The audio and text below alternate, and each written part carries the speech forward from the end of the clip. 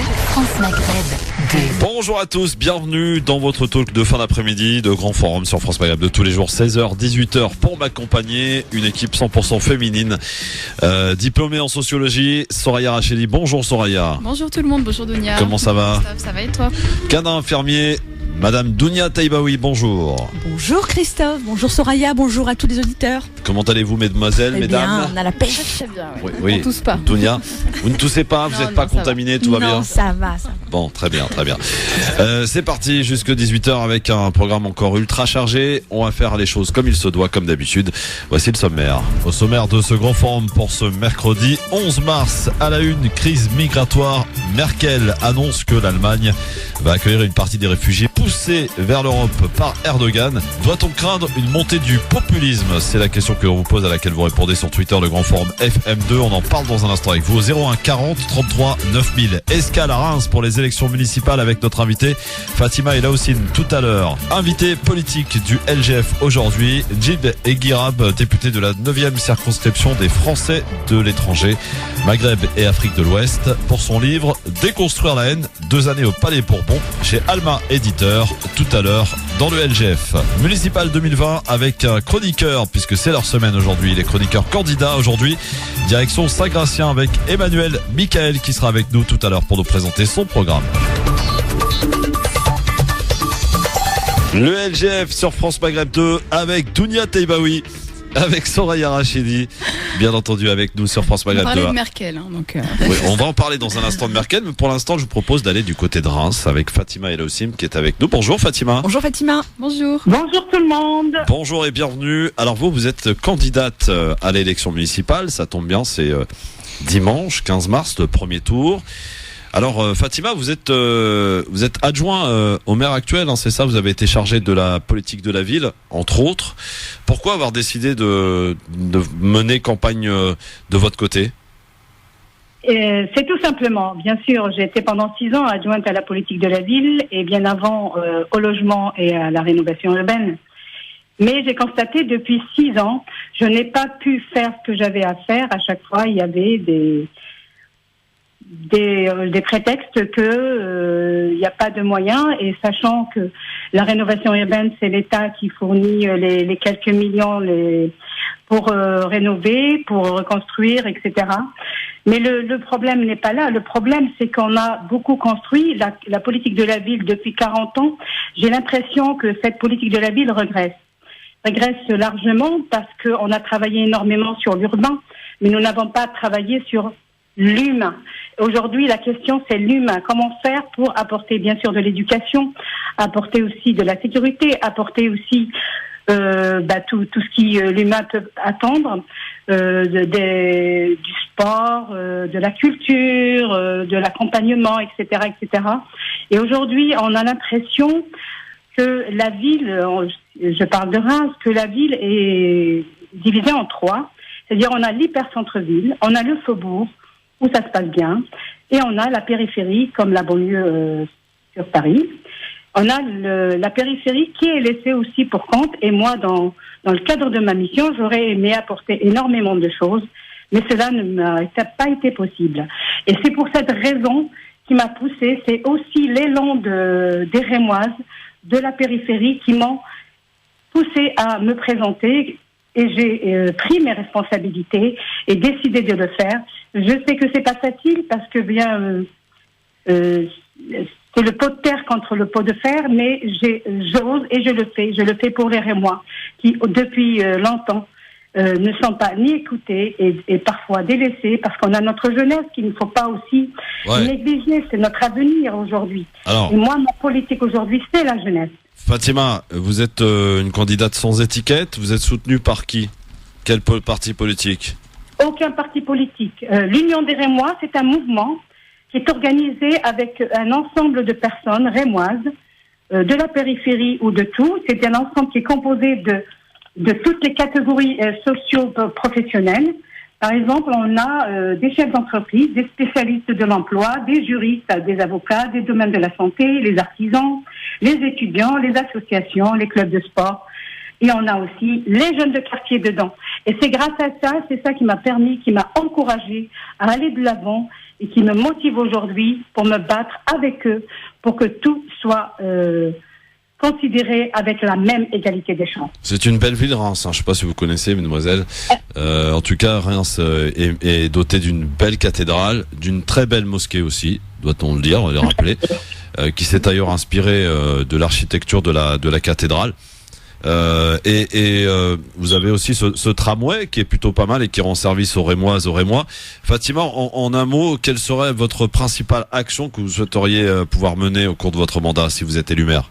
Alors, c'est simple. En avant, moi, j'ai mis la sécurité parce qu'il faut instaurer un dispositif de prévention ambitieux et développer la culture de la confiance entre les habitants et les forces de l'ordre. Nous voulons aussi renforcer l'effectif de la police municipale. Aujourd'hui, on a 120 policiers pour 183 habitants. Moi, je dis qu'il faut mettre au moins 200 policiers pour les 183 habitants, 3000, pardon. Et il faut absolument que les policiers municipaux soient répartis en fonction, bien sûr, de la densité des quartiers et pas seulement renforcer un endroit et pas un autre. Il faut qu'il y ait cette équité de sécurité pour aussi rendre cette sérénité que les habitants de Reims attendent, surtout dans la périphérie. Très bien. Alors, votre programme, on peut le retrouver en ligne, Fatima ? Le programme, il est sur un site. Nous avons un site Union des Rémois. Et pour revenir, j'ai aussi l'éducation et la prévention pour nos jeunes, parce que nos jeunes méritent le meilleur. Tous nos jeunes méritent le meilleur dans l'éducation, bien sûr l'école, bien sûr dans l'accompagnement, dans la culture, dans le sport, dans le développement, dans l'ouverture sur le monde, dans les langues, etc. Tout ça, il faut absolument que nos jeunes enfants ou les collégiens ou les lycéens aient la possibilité d'être traités de la même façon que tout le monde. Bien sûr, après viendra le logement, qui est une priorité. Aujourd'hui, logement pour tous, logement décent, logement qui répond aux besoins des familles et non pas créer des ghettos et créer aussi des concentrations de précarité, qui est le cas aujourd'hui dans le quartier Croix-Rouge, je pense que vous connaissez un petit peu peut-être. Oui. Et qui est aujourd'hui concentre, et c'est pas la faute des habitants. On dit que les habitants se concentrent entre elles. Ce n'est pas vrai. J'ai fait partie des commissions d'attribution au logement et ce n'est pas le cas. On impose le logement, on impose le secteur. Il faut laisser le choix. Le choix du logement est un droit. Aujourd'hui, il faut absolument rendre aux Rémois, rendre à tous les Rémois cette dignité, c'est la possibilité d'avoir le choix, d'avoir les droits surtout, mais aussi, bien sûr, de leur parler de voix. C'est important. Combien d'habitants à Reims ? 180 000. Ah oui, une belle ville. 3 000 exactement. Une belle ville, oui, absolument. Donc c'est dimanche qu'il faudra glisser le bulletin dans l'urne. N'oubliez pas d'ailleurs de prendre votre stylo. Vous savez que c'est la nouvelle règle suite au coronavirus, suite au Covid-19. Il faut se munir de son stylo personnel avant d'aller voter. Donc dimanche, il faut glisser le bulletin Fatima El-Hossim pour peut-être obtenir un changement radical pour les habitants de Reims. Merci Christophe. Et je voulais juste rajouter l'entrepreneuriat aussi. C'est un autre point qui me tient vraiment à cœur parce que je viens du monde de l'entreprise et du monde de l'insertion des jeunes et des adultes. Et pendant 30 ans, je n'ai fait que ça dans ma vie. Et je veux absolument que notre jeunesse réussisse parce que c'est notre vivier de demain et c'est notre avenir. Il faut donner l'emploi pour tous. Il faut créer aussi cette attractivité des entreprises pour qu'ils viennent s'installer. Et on a la possibilité de travailler avec les entreprises. Aujourd'hui, il nous manque une passerelle pour que le jeune qui est demandeur d'emploi ou qui est diplômé et qui est laissé en marge comme ça puisse trouver une entreprise. Je vous assure qu'il y a possibilité de faire. Il y a des entreprises qui ne demandent qu'à embaucher. Mais il manque une passerelle. Cette passerelle est importante et je compte plus tard aussi lancer une fondation à ce sujet. Je compte sur le petit SMS dimanche soir, Fatima, pour nous donner un petit peu le résultat. Promis, Christophe. Bon, eh bien j'espère vous retrouver au second tour. Vous êtes confiante, Fatima ? Eh ben moi je le souhaite, je vais comme si j'allais gagner, je ne lâche en même temps, rien. Si vous alliez pour perdre, il fallait pas y aller. Ouais, c'est sûr. Et j'emmène avec moi toutes ces personnes qui croient en moi et qui font tout pour que demain la réussite est au bout. Mais j'ai confiance à tout. C'est-à-dire bonne chance. J'ai une très bonne équipe qui me suit et c'est formidable. Bonne chance Fatima pour dimanche. En tout cas, merci de nous avoir brièvement présenté le programme. À très vite, Au revoir. Fatima El Hossim, donc Merci, candidate Fatima. à Reims, les amis. Voilà, dimanche prochain, vous avez suivi, il va falloir prendre votre stylo. Vous allez aller voter toutes les deux, j'espère. Hein Oui, bah bien sûr. ouais, sinon vous êtes virés, hein, je vous le dis direct. Tremblay pour Soraya, Corbeil pour Dounia. C'est ça. C'est ça. Hop, je donnerai les adresses place. plus tard. Alors, ah oui, tiens, le président de la République, Emmanuel Macron, va s'adresser solennellement à la nation demain soir à la télé, à 20h. Alors, je vous donne l'info, il devrait annoncer le stade 3. Qu'on attend tous depuis quelques jours. C'est assez anxiogène cette histoire. Moi je sais pas si vous êtes un peu d'accord avec moi. Hier j'étais un peu malade et tout, je me suis dit ça y est, j'ai le corona. Ça y est, c'est foutu. Bah, pour les hypochondriaques surtout, oui. Oui, ça c'est clair. Après, quand on n'est pas hypochondriaque et qu'on est du milieu de la santé, moi personnellement, je sais pas pour toi Soraya, mais moi je ne m'alarme pas dans le sens Ouais, où moi non plus. je Faut respecte prendre ses précautions, mais, exactement. Voilà, il y a des précautions. Et puis c'est vrai que moi je suis pas forcément aussi en contact. Je baigne pas dans la foule quotidiennement. Je prends pas le métro. Voilà, je suis pas. Comment dirais-je, Oui, suis mais non, pas. prends le métro, madame. Oui, bah Mais voilà. moi, en vrai, ma plus. Donc ma- je vous laisse ma- vous exprimer. Ma plus grande Nous peur, c'est sommes pas les gens de du l'attraper. peuple. Ma plus Les grande peur, gueux. c'est pas les gueux, c'est ça. C'est pas de l'attraper, c'est de le refiler. En fait. Voilà, c'est Moi, ça. j'ai peur de ça. Non mais t'as raison. Imagine, tu Bah, les croises deux. une personne immunodépressive et voilà, c'est fini. Enfin, tu vois ce que je veux dire Oui, Oui. oui, oui, bien Plus cette sûr. responsabilité-là Simplement et les gens âgés. Bah, d'ailleurs, publics, le lavage des mains, Ouais. lavage des mains, Vas-y, dis-nous ça tout. te protège, À mais ça campagnes. protège aussi les autres. Non, mais Bah oui, attendez, oui, c'est oui. mon domaine. Mais oui. Ça protège aussi les autres, donc. Ouais, mais il faudrait qu'on m'explique un jour pourquoi on nous dit de nous laver les mains. Ouais. D'abord, un truc qui est classique et normal normalement. Non, mais On te rappelle pas les Ça chiffres. ne va pas t'empêcher de l'attraper, de te mettre du truc sur les mains. pas que, mais ça peut Parce limiter. que c'est par les voies respiratoires, Dounia. Donc il y a quelqu'un qui te Alors, parle face à je t'arrête face. tout de suite. Oui. Non, ça dépend. Je t'arrête tout de suite. Dis-moi. Il y a une vidéo que j'ai vue hier, par exemple, Oui. un gars qui, je pense, je suis pas sûre, mais qui devait être sûrement contaminé en Belgique dans le métro. Ah ouais, j'ai vu Et cette qui, vidéo. qui avec ses mains, voilà, prenait de la, comment Non, mais dirais-je, d'accord, oui. la dans ce salive. voilà, cas, mettait sa main dans la, voilà, et puis il était là en train d'étaler De sur tartiner les ça sur la tartiner, barre. merci, voilà. La personne qui passe derrière, qui Oui, met oui. sa main sur la barre, Parce que systématiquement. et qui mange. Ouais. Qui mange le truc, il est tout frais encore, il est tout liquide. Non, mais c'est bon, Dégoûte. Non, dégoûtant. mais il veut de l'argumentation, Non, mais moi je lui en donne. hein. Non, mais c'est pas de l'argumentation, ça, Dounia. Le corona, enfin, le Covid-19, parce que le coronavirus, faut expliquer que c'est un mot générique, en fait, qui définit pas mal de virus. C'est un groupement de virus. Oui. Le Tout à Covid-19, fait. il s'appelle celui-là. Tout à fait. Tu vois, celui-là qui nous emmerde un peu, là. Eh ben, c'est par les voies respiratoires. La transmission Et est quelqu'un- strictement aéro-respiratoire. Voilà, d'accord. En fait, c'est par les voies respiratoires. Ça veut pas dire que tu ne fais que de le respirer. Non, mais si quelqu'un te tousse en pleine figure, Non, mais là, c'est mort. voilà, c'est mort. sûr. Tu l'as. Mais du coup, comment dire, le gel et le nettoyage des mains va pas te protéger contre Ah non, ça, mais voilà, il va c'est te ça. protéger contre le contact que C'est tu as ça. si tu portes ta main à la bouche. Voilà, on est d'accord, mais il Yes. fallait que ça soit dit. Voilà, Parce qu'on c'est entend dit. beaucoup de conneries à la radio, à la télé en Tu ce mets tes mains moment. à la bouche. Tout Voilà, à fait. c'est ça, Non, mais c'est vrai que systématiquement, je sais pas vous, mais on a ce réflexe quand même de porter les mains au visage régulièrement. Bah oui, après oui. même, tu vois, et c'est vrai que quand on touche quelque chose, et principalement dans le métro, nous qui sommes des gueux du peuple, ma chère Soraya, on touche les barres, c'est absolument dégueulasse. D'ailleurs, j'avais vu une vidéo où on peut analyser tout ce qu'on peut retrouver sur une barre. Bon, bah, je vous épargne les détails. Il Et n'est pas faites l'heure. attention à vos téléphones aussi. hein. Ah oui, bah, oui. Téléphone, c'est toute l'année, ça, de toute façon. Non, mais c'est C'est hyper un dégueulasse. bouillon. Alors, de le culture, un téléphone, vrai bouillon de culture. paraît-il que les cuvettes de toilettes sont plus propres que votre téléphone. Ouais, c'est ça. Soi-disant, j'ai vu. oui. Ouais. Bon, bah, ça laisse présager quand même ce que ça peut dégager. Bon, le sujet d'aujourd'hui, mesdames, mesdemoiselles, messieurs, c'est cette crise migratoire qui Crise. nous guette. Angela Merkel, la chancelière allemande, annonce que l'Allemagne va accueillir une partie des réfugiés poussés vers l'Europe par Erdogan. Doit-on craindre une montée du populisme en Europe? C'est la question que l'on vous pose et vous êtes 61% à le penser. Sur Twitter, le grand forum FM2 pour voter et en nous appelant au 01 40 33 9000. Soraya Rachidi, doit-on craindre une montée du populisme? Bah, je la crains pas parce qu'elle existe déjà.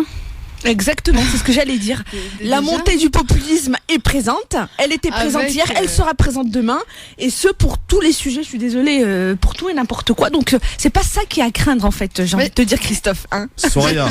J'aimerais qu'on parle de l'Allemagne. Oui, parlons d'Allemagne. En fait, faut préciser que l'Allemagne, la santé de ce pays dépend des flux migratoires.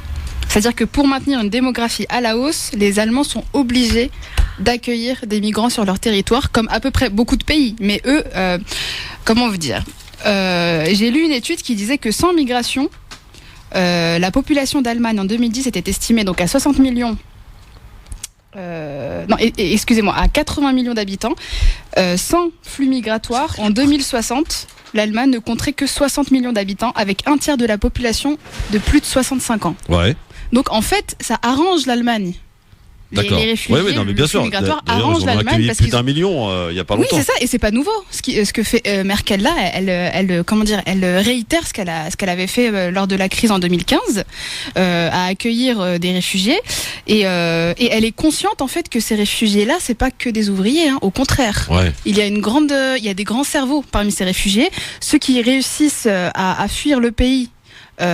C'était pas les classes les plus populaires du pays, faut le rappeler. Il y a beaucoup de cerveaux, c'est très divers en fait. Et ça, les politiques le savent très très bien. Le savent très bien que c'est un grand atout pour le pays que d'accueillir ces gens-là. Et il me semble que là, ils ont voulu accueillir 1500 réfugiés mineurs qui sont en Grèce. Ouais. Et ça confirme que, moi, si je suis à sa place, les enfants, comment dire? En fait, ils ont besoin de jeunes qualifiés. Ouais. Ils ont besoin de jeunes qualifiés, et quoi de mieux que de former soi-même sa propre manœuvre. Exact. Tu comprends le lien ? Oui, je comprends le lien. Ils ont même facilité par un vote en 2013 une meilleure reconnaissance des diplômes et des qualifications. Ça s'appelle l'immigration choisie. Choisie. Non, en fait, il y a une reconnaissance des diplômes. Tout le monde ne reconnaît pas, tous les pays ne reconnaissent pas les diplômes à l'international. Donc il y a une facilitation par rapport à ça pour ouvrir l'immigration de ces diplômés. Et le fait d'accueillir des mineurs qui ne sont du coup pas qualifiés et pas diplômés permet à l'Allemagne de les qualifier et de les former pour leurs propres besoins, j'ai envie de dire. Erdogan qui pousse justement ces réfugiés vers l'Europe, hein, finalement, une manière pour lui, et encore une fois, si on se place à sa place, une manière pour lui de faire assumer à l'Europe aussi de conflits qui se passent en Syrie aussi. Mais il n'y a pas que ça, parce que là je suis obligée par rapport à Erdogan, il y a un souci, c'est qu'il y a un accord qui a été signé entre lui et l'Union européenne à Bruxelles en 2016. Dans cet accord-là, effectivement, il y avait le fait que la Turquie devait empêcher la migration des réfugiés vers l'Europe, mais il y avait des conditions telles que la suivante, qui était une subvention, entre guillemets, j'appelle ça une subvention, mais ça s'appelle pas une subvention, de 6 milliards d'euros. Sur les 6 milliards d'euros, il y a 3,2 milliards d'euros qui ont été versés. Il manque 2,8 encore, et c'est ça qui pose problème par l'Union européenne, et c'est pour ça qu'Erdogan il a comment dirais-je, il a lâché, entre guillemets, alors je sais pas si c'est le bon verbe, mais il a permis à tous ces réfugiés de filer vers la Grèce, hein. C'est en Grèce qu'ils sont partis. Oui, absolument. Voilà. On a vu des images absolument désastreuses. Et c'est ça qui pose problème. Alors effectivement, il y a le porte-parole de la chancelière qui a dit quoi ? Il a dit non, la Turquie n'a pas respecté cet accord, puisque on estime que l'Union européenne a rempli ses engagements. Mais non, elle les a pas remplis. Elle les a pas remplis, puisque effectivement, ils ont accueilli 1 million de personnes, je crois, quelque chose comme ça à l'époque. Ouais. Mais les 6 milliards qui ont été convenus, écrits sur cet accord-là en 2016, n'ont pas été versés dans leur totalité. Et c'est ce qui bloque. Voilà. En tout cas, les partis populistes en donnent à cœur joie, et c'est pour eux un sujet de prédilection pour pouvoir faire campagne dans les différentes élections. C'est complètement manipulé. Et d'où cette question aujourd'hui, doit-on craindre la montée du populisme, même s'il existe déjà, mais est-ce que ça va pas monter davantage ? Il y a une question à se poser. Est-ce qu'ils investiraient franchement, l'Allemagne, est-ce qu'elle pourrait investir autant d'argent si ces réfugiés-là n'étaient pas bons pour ce pays ? Devine, Christophe, combien d'euros l'Allemagne a investi, donc c'est en quelle année ? En 2018, pour aider à intégrer plus d'1 million de réfugiés et lutter contre la migration à l'étranger des Allemands. Ouais. Je te laisse deviner le chiffre. Combien ? C'est impressionnant, non ? Impressionnant. 23 milliards. Ouais. Donc la théorie de c'est pas bon pour le pays, pour moi, il n'y a pas de logique. Et c'est classique, en fait, la réaction de l'extrême. Mais le populisme, c'est pas ça. Il se base pas là-dessus. Il se base sur le fait que, l'immigration, ça ramène, évidemment, on s'en souvient d'ailleurs de ce qui s'était passé, les attouchements, lors d'un réveillon du jour de l'an, et il y a des partis populistes, quelques-uns qui avaient dit oui, c'est parce que c'est des migrants, etc. Oui, ils surfent sur ça, ils surfent. Mais bon, pour moi, c'est pas, et pour beaucoup, c'est pas la migration qui pose problème. Est-ce que la France doit en faire autant, Soraya ? Pour moi, c'est son devoir et son futur. Ouais, bon. On peut pas vivre sans migration, Christophe. Non, un mais pays je vous meurt. pose la question, moi. 01 40 33 9000. Qu'en pensez-vous? Est-ce que vous êtes de l'avis de Soraya et Dounia? Est-ce que voilà, éventuellement la France peut en faire autant? Est-ce que vous craignez cette montée du populisme suite à la décision, une nouvelle fois, de l'Allemagne qui accueille sur son territoire, des réfugiés, des migrants, 1 million la dernière fois, et là ils proposent, alors ils n'ont pas vraiment évalué, donné de chiffres exacts, mais en tout cas ils proposent d'en accueillir, donc pour des soucis économiques. On est d'accord, hein, pour en faire des diplômés, pour en faire des personnes qui vont être utiles à la nation. Et ça va rendre service finalement à tout le monde. Tout le monde y retrouve son intérêt quelque part. Et c'est ça qui est intéressant. Ces réfugiés poussés vers l'Europe par Erdogan. 01 40 33 9000 pour nous donner votre avis sur le sujet. Bien sûr, vous êtes les bienvenus. Cela dit, quand même, la Syrie, il faut guetter ce qui se passe, parce que la Syrie, Erdogan est intervenu là-bas, il a bombardé, il s'est fait bombarder aussi quelques soldats, et du coup, aujourd'hui, Erdogan se sent un peu lâché par l'Europe. Du coup, il leur donne la patate chaude. Hein. Voilà, je vous balance les réfugiés. Ils sont accueillis de manière absolument désastreuse et monstrueuse par les Grecs. Vous avez vu les images sur Internet, de quelle manière ils sont accueillis. On les met nus, on les savate. Voilà, c'est une catastrophe, quoi. Soraya, je sais pas si t'as vu les images, mais on peut pas passer à côté. C'est complètement déplorable, et l'histoire qui se répète, et on n'en tire aucun enseignement. Voilà, en tout cas, c'est vrai que ça fait débat, bien entendu, et on en parle avec vous au 01 40 33 9000. Dans quelques minutes, on recevra le député des Français de l'étranger qui est arrivé, et ça tombe bien, un député qui est à l'heure, quand même, ça a le mérite d'être signalé. À tout de suite sur France Maghreb 2, c'est le LGF. Soyez les bienvenus. LGF, le grand forum, merci d'être avec nous et en direct jusque 18h. J'espère que tout le monde va bien. C'est mercredi aujourd'hui, c'est tranquille. Et nous sommes le 11 mars et vous êtes les bienvenus avec aujourd'hui Dounia Teibaoui, cadre infirmier. Soraya Rachedi, diplômée en sociologie avec nous aujourd'hui. Et nous allons recevoir dans quelques petites minutes un député de la 9e circonscription des Français de l'étranger, Jimmy Guérard, qui sera avec nous dans un instant sur France Maghreb 2. Vos appels au 01 40 33 9000 évidemment pour parler à monsieur le député. Si vous avez des questions à lui poser, n'hésitez pas. Et on parle encore un petit peu, bien entendu, de cette crise migratoire et de la proposition d'Angela Merkel qui propose d'accueillir les réfugiés qui ont été poussés par Erdogan en Europe. Craignez-vous une montée du populisme? C'est la question que l'on vous pose. Je rappelle que vous êtes 61% à le penser sur Twitter, le grand forum FM2 pour voter. Vous n'hésitez pas, bien sûr. Qu'en pensent nos auditeurs au 01 40 33 9000? C'est ce qu'on va tenter de voir tout de suite. 61%, ça te semble correct, Soraya, pour ce sondage? En tout cas, 61% craignent la montée du populisme. C'est en accord avec ce que tu peux penser? Ouais, c'est pas un chiffre extrême, et j'ai l'impression que les gens sont conscients que c'est déjà là, quoi. Donc, je sais pas ce que t'en penses, Dounia, mais... Craindre la montée du populisme, non, mais le populisme, il existe déjà, ouais, il augmente. Exactement. Donc, comme je disais tout à l'heure, c'est pas cette question-là qu'il faut poser. C'est pas la crainte de la montée du populisme. C'est quoi? C'est la question qu'on pose. La solution, ce serait quoi? Je t'ai dit que dans l'accord qui a été signé en 2016, il y a 6 milliards d'euros qui ont été écrits et qui ont été promis à la Turquie. Ouais. Mais je pense que c'est au-delà de cette question, mais si, parce que c'est pour ça qu'il on salue Faiza Ben Mohamed. Oui, voilà, grosse pensée pour toi. Il réclame cet argent. Oui, mais je pense que le populisme, elle est détachée de cette question. Oui. C'est-à-dire que quand tu vois le Dounia, parti tu fais la Tarek extrême... Mami là, c'est-à-dire que je pose une question, tu peux en poser une autre. Qu'est-ce que ça veut dire? C'est quoi c'est une technique? Non, quand tu vois le parti l'AFD, Alternative for Deutschland, là, à la base, ils n'étaient pas si extrêmes que ça.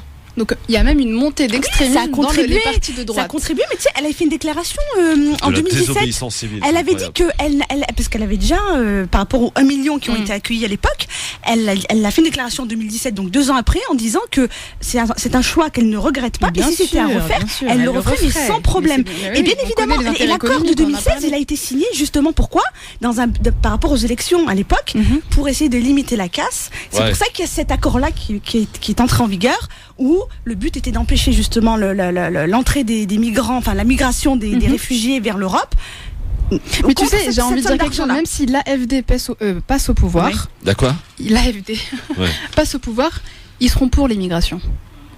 En fait, c'est de la manipulation. Bien sûr, c'est de la manipulation. C'est une manne évidemment importante. On va accueillir un auditeur qui est avec nous, dont je me rappelle plus le prénom. J'ai une mémoire de poisson. Bonjour.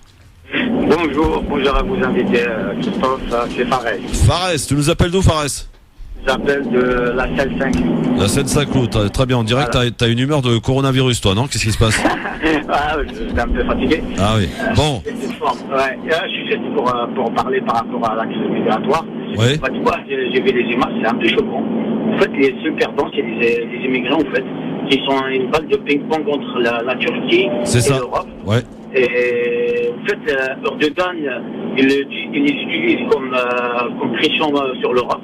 En fait, par rapport à sa politique intérieure, pour montrer aux Turcs voilà, il maîtrise le sujet, il fait la pression à l'Europe pour les aider, en fait, pour qu'il reçoive l'aide par rapport à ses troupes en Libye, plus là-bas en Syrie. Et deuxièmement, en fait, l'accueil, c'est vrai que l'accueil des Grecs qui n'était pas vraiment humain. Mais après, vous savez que la Grèce, c'est un pays pauvre, hein, et voilà quoi, ils sont submergés par les immigrés. L'Europe, ils ont laissé, en fait, ils ont abandonné un peu la Grèce. Moi, je trouve qu'il y a un truc qui me choque un peu. On parle pas sur le Qatar, les Émirats, les pays de Golfe, qui ont une responsabilité énorme sur cette crise syrienne. En fait, ils se sont lavés les mains. Ils ont accueilli aucun Syrien, aucun réfugié.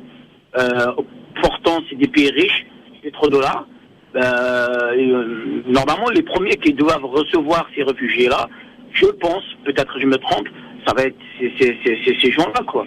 Et en plus, ils parlent la même langue, ils ont la même religion. Après, les Syriens, c'est un peu divers. La politique, elle est dans une autre dimension, là. Donc, ouais, mais c'est important. Mais ils n'ont pas encore aboli l'esclavagisme là-bas, donc ça m'étonnerait qu'ils accueillent plus de réfugiés. En tout cas, il y a beaucoup de réfugiés au Liban, en Jordanie. Ouais. Merci Fares pour ton appel, en tout cas. À très bientôt et bonne route, Fares. Hein. Merci beaucoup. Merci, Fares. Bon, en tout cas, vous continuez de voter, de répondre à cette question que l'on vous pose. Est-ce que vous craignez, même si Dunia ne veut pas entendre cette question, mais je la pose quand même. Est-ce que vous craignez la montée du populisme? Non, mais le problème, ce qui est triste, je suis désolée, c'est que les réfugiés, ils se retrouvent dans une impasse. C'est eux là qui comment dirais-je, c'est eux qui...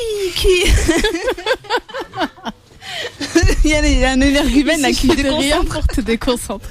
C'est eux qui le payent. Normalement, c'est quoi la politique? La politique, c'est conclure des accords entre États, d'accord, et ne pas mettre en otage des... La politique, c'est anticiper l'avenir d'un pays. Aussi. Donc l'immigration sert à quelque chose. Bon, alors... Mais ne pas mettre les réfugiés dans une situation difficile. On a bien compris. Merci Dunia. 6 milliards d'euros. Voilà, 6 milliards d'euros. 6 milliards d'euros, oui. En 2016. Bah oui, mais ça a été signé, ça a été écrit. À un moment donné, il faut respecter aussi ce qu'on... C'est sûr que les écrits restent, les paroles s'envolent. Voilà. C'est bien connu. Bon, merci d'être avec nous en direct sur votre radio. C'est parti. Nous accueillons aujourd'hui notre invité politique, mais pas que. Il s'appelle Edjim El Guirab. Il est député de la 9e circonscription des Français de l'étranger. Également du Maghreb et Afrique de l'Ouest. C'est un jeune député. Monsieur le député, bonjour. Bonjour. Bienvenue sur France Maghreb 2. Vous êtes là pour nous parler de votre livre, mais pas seulement. Vous avez écrit un livre de votre parcours finalement à l'Assemblée nationale. 2 ans maintenant que vous y êtes. Déconstruire la haine. Alors le titre est un peu fort. Il y a une haine importante à l'Assemblée nationale, monsieur El Guirab? Non, pas à l'Assemblée nationale, parce que à l'Assemblée nationale, on vit dans un monde très feutré où, au pire des cas, on peut s'engueuler parfois un peu fortement dans l'hémicycle, mais il n'y a pas de haine à l'Assemblée nationale. Mais j'ai constaté quelque chose par une petite anecdote qui m'est arrivée devant chez moi. C'est une fois j'avais laissé la cocarde. On a le droit de mettre une cocarde quand on est député. Ouais. Et j'avais laissé la cocarde sur ma voiture. Ouais. Et j'étais monté et en revenant quelques heures après, j'ai trouvé des crachats sur la vitre de ma voiture. Ouais. Et là, je me suis dit mais c'est extraordinaire. Je m'attendais pas du tout à des réactions comme ça. Et en fait, j'ai découvert qu'effectivement, c'était plus que de la défiance qu'il y avait à l'encontre des parlementaires, mais c'est devenu de la haine. Et la plus criante de ces expressions, on l'a vu et ressenti pendant les manifestations des Gilets jaunes. Ouais. C'était extraordinaire. On voyait des Gilets jaunes qui disaient « on veut brûler l'Assemblée nationale ». On veut en oui. finir avec les députés, etc. Macron, sa tête au bout d'un pic, etc. Ça a été, pour moi, ça a été quelque chose qui m'a heurté parce que j'avais jamais connu ce sentiment. Moi, je suis comme certains autour de cette table une petite ville moyenne dans le Cantal où tout le monde s'aime, où les gens sont sympathiques, où il y a de la bienveillance. Et d'un coup, j'ai découvert cette haine. Et ce que j'ai essayé de faire durant les 280 pages de mon bouquin, c'est de déconstruire cette haine. C'est quoi, c'est une thérapie ? D'analyser. Pas une thérapie, c'est une analyse. Ouais. J'essaye de faire comme ma voisine de gauche, un peu de sociologie. J'essaie de me mettre dans la peau d'un anthropologue, de sortir de ma personne, de regarder le monde qu'il y avait autour de moi et de prendre des notes et d'essayer d'analyser les réactions et à l'extérieur comment on ne comprend pas. Pourquoi, par exemple, il y a un hémicycle vide ? Comment on nous reproche de gagner autant pour faire si peu ? Alors que nous, de notre côté, on a l'impression de faire tellement, à tel point que les jours ne sont pas suffisamment longs pour faire tout ce qu'on aimerait faire, lire tout ce qu'on aimerait lire. On vous pose des rapports de 1000 pages, on vous dit voilà, il faut les ingurgiter en quelques minutes, quelques heures. On arrive à un moment où... c'est un mythe en fait, le député qui travaille pas, ou c'est vraiment... Moi, j'ai jamais autant travaillé de ma vie. Je le dis de manière très... Et pourtant, j'ai fait des emplois très durs, très compliqués. J'ai cru que vous alliez dire des emplois fictifs. Non. Attention. Non, Hashtag Fillon. J'ai beaucoup travaillé, notamment les week-ends, notamment les nuits, etc. Donc j'ai fait beaucoup d'emplois difficiles. Mon papa était bûcheron, donc vous savez, quand vous travaillez dans les bois avec votre papa devant et une tronçonneuse, les week-ends, je l'accompagnais et je voyais la dureté de ce que c'était que de travailler manuellement, dans le froid, dans la neige, etc. Je peux vous assurer que j'ai jamais connu autant de difficultés, à une sorte le sentiment d'être dans une sorte d'injonction contradictoire tu travailles pas assez, t'as le sentiment que t'en fais trop, mais c'est pas suffisant, tu dois souffrir. Parce que et tout le monde le vit, On a ce problème d'agenda. On n'arrive pas à répondre à tout le monde. On aimerait répondre à chacun de manière individuelle. On n'y arrive pas. On essaye de rendre service le plus possible de ce qu'on peut aux autres. On n'y arrive pas. Et puis on est là. Souvent, on baisse les bras. On dit Mais quand vous dites c'est pas vous. Oui, moi j'ai beaucoup de collègues qui ont ce sentiment-là d'être un peu impuissant, un peu démuni, un peu d'avoir finalement moins de pouvoir que ce qu'on nous en prête. Voilà. Et à côté de ça, vous évoquez dans votre livre, vous évoquez une déconnexion totale que vous affirmez entre la vie des Français et entre leurs représentants nationaux. Donc c'est un petit peu pas contradictoire avec ce que vous venez d'évoquer, mais en même temps ça explique aussi le pourquoi du comment. Quand vous racontiez votre anecdote par rapport à la cocarde apposée sur le pare-brise de votre véhicule, quelle analyse faites-vous en fait Il y a une vraie déconnexion, mais pas que de la vie parlementaire. Pourquoi est-ce que les Français aiment leur maire, mais ils détestent leurs députés ? Pourquoi ? C'est simple, leur maire, ils le voient sur le marché le samedi matin ou le dimanche matin, ils savent exactement où il est, quand il passe en voiture, où il habite, quand sa lumière s'éteint ou pas, quand la lumière de son bureau s'éteint à 11h du soir, tout le monde sait qu'il a travaillé jusqu'à 11h du soir. On peut évaluer le travail du maire, mais pas celui du député. Celui du député, pas comparer on n'a pas de prise, on est loin, on est à Paris, on n'a pas d'ancrage territorial, on a été élu sur une étiquette parce qu'on a mis la tête d'Emmanuel Macron à notre droite et parce qu'on est élu dans la vague présidentielle. Le président est élu, on veut lui donner une majorité et aujourd'hui les institutions, c'est ce que je décris dans mon livre, les institutions sont calquées de telle sorte à ce que on soit totalement sous la coupe de l'exécutif. Il est sorti le 13 février dernier, le livre, on le rappelle, oui. Construire la haine, 2 ans au Palais Bourbon. NJ Belguerab qui est avec nous en direct sur France Maghreb 2, député de la 9e circonscription des Français de l'étranger. Ça se passe bien avec votre collègue Meyer Habib ou c'est un peu dur? Non, alors je le dis de manière très solennelle sur ce plateau. Meyer Habib est quelqu'un de très sympathique. Ah oui, ça se voit pas dans comme la ça. vie, Hein, dans la vie, lieu, hein. il est très sympa. Il est même très marrant et plutôt agréable. S'il vous voit trébucher, il va s'empresser de vous relever. C'est quelqu'un de très sympathique. Par contre, après ses positions, sa manière de défendre mordicus le parti, parce que on est tous conscients qu'il y a un problème dans cette partie du monde, mais on peut apprécier un État, apprécier un peuple. Et moi, je parle tout le temps des peuples. Récemment, je suis intervenu sur le peuple turc. On aime les peuples. Moi, j'aime le peuple israélien, comme j'aime le peuple palestinien. Je pense que les peuples sont en dehors de ces conflits inter-étatiques ou interpolitiques entre différents partis. Mais lui, la manière dont, c'est vrai, il défend Benyamin Netanyahou, sa politique. Là, encore récemment, j'ai vu qu'il avait fait des vidéos avec lui pour le soutenir pour les élections législatives, etc. Moi, je trouve que ça, c'est quand même un peu abusé. Je le lui dis, on en discute. Le traiter des parlementaires rigole, de petites connes, c'est pas joli quand même. Non, voilà, il faut essayer d'éviter d'être vulgaire. On essaie d'éviter d'être vulgaire, mais c'est vrai que bon, ça fait partie du personnage aussi. Il provoque, il aime bien provoquer. C'est parfois rigolo, des fois c'est moins rigolo, plus insultant. Chacun son humour alors.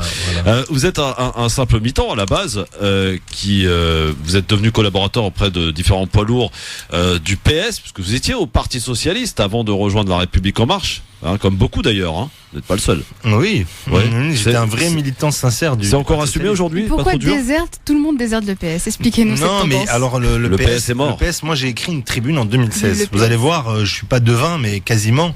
Et j'ai dit que le Parti Socialiste était fini, notamment à cause de la déchéance de nationalité pour les binationaux. Ouais. Rappelez-vous de ce passage sous Hollande. Et moi, je l'avais déjà écrit, j'avais théorisé. Ça a mis un coup de... Moi, à partir du moment où ce parti c'est coupé des ouvriers, c'est coupé des classes moyennes, c'est coupé des enseignants, c'est coupé de ce qui faisait le cœur finalement de son électorat, c'est-à-dire les quartiers populaires, en disant on va faire une loi pour vous, spécialement pour vous déchoir de votre nationalité. Moi je l'ai écrit, j'ai dit aujourd'hui c'est fini. Ils ont rompu avec leur identité socialiste à ce moment-là. Et donc nous on a été nombreux à le quitter à ce moment-là. Celui qui incarnait pour nous le progressisme, qui avait un discours très fort sur le refus de l'amalgame entre islamisme radical, islam, immigration, sécurité, etc. Celui qui, moi j'avais travaillé même avec lui pendant sa campagne avec Emmanuel Macron sur ces sujets-là, et donc moi je trouvais que son discours était le plus progressiste, était celui, après économiquement, c'est un libéral. C'est ça. Évidemment, c'est un libéral. Il n'a pas de culture de socialiste, lui, à proprement parler. Mais c'est un libéral. Et puis aujourd'hui, quand on voit sa politique économique, on voit qu'il est libéral, mais il n'est pas que libéral économiquement. Il est libéral, à mon avis, sur tous les plans, au niveau social, au niveau économique, dans sa manière de voir la France. Il veut que la France soit ouverte au monde, qu'elle rayonne, etc. Donc moi, je me suis plus retrouvé effectivement dans Emmanuel Macron et dans La République En Marche. En Marche à l'époque, je me suis plus retrouvé en lui que dans les autres partis. Maintenant, voilà, 2 ans et demi, 3 ans de pouvoir, ça essouffle. Forcément, ça use, ça fatigue, ça use. Ouais. On sent que là, on a passé plein de crises, la crise des gilets jaunes. On arrive dans une crise sanitaire grave, une des plus graves que je pense la France ait connue durant les dernières décennies. Donc voilà, il tient quand même le coup. La réforme des retraites, ça vous a pas fait quand même la réforme des retraites, non. Vous l'avez voté d'ailleurs? Non, oui, moi à titre personnel, je soutenais la réforme des retraites parce que politiquement, je vous ai dit, moi je suis plutôt sur de ce point de vue-là d'accord avec lui. Moi, les régimes spéciaux, aujourd'hui, qu'on me dise qu'un bûcheron comme mon papa touche 400 ou 500 euros par mois de retraite, après avoir travaillé toute sa vie, après s'être usé le dos, et qu'un cheminot ou qu'un autre qui bénéficie d'un régime spécial puisse lui partir à 57 ans ou 58 ans avec une retraite qui fait 4 fois ou 5 fois celle de mon père. ben moi je trouve que c'est pas normal. Donc il y a un moment où quand on remet à plat, on dit on met de la justice, on met à plat. Donc moi j'ai soutenu cette idée-là. Après la manière dont ça s'est fait, les différentes polémiques, etc. Delevoye qui démissionne et ci et ça c'est moi le fond, c'était qu'il fallait qu'on remette un peu d'égalité et de justice sociale. Ça, pour le coup, c'est mon côté socialiste. Bon, alors, NG Biguerabi qui est avec nous aujourd'hui, député de la 9e circonscription des Français de l'étranger. Il y a quelqu'un qui veut vous parler, que vous connaissez. Faiza Ben Mohamed, bonjour. Bonjour Christophe, bonjour à tous les auditeurs, auditrices. Comment ça se fait que tu connais ce monsieur Bonjour, le député Faiza. Alors, je vais... salut Amjid. En fait, Amjid, je l'ai rencontré... il m'avait invité à visiter l'Assemblée nationale l'année dernière. Et du coup, il m'a reçu. Il fait partie des rares députés qui prennent le temps, je dirais, tu vois, quand t'es intéressé, quand t'as un minimum d'intérêt pour la politique, de faire rentrer les gens dans une institution à laquelle on n'a pas tous accès. Et franchement, j'avais passé une super journée parce que c'est un endroit que j'avais jamais visité. Ça m'a fait voir des choses, voir des gens, voir un peu comment ça se passe à l'intérieur, quoi. Elle voulait pas venir, elle avait honte, hein. Ah ouais?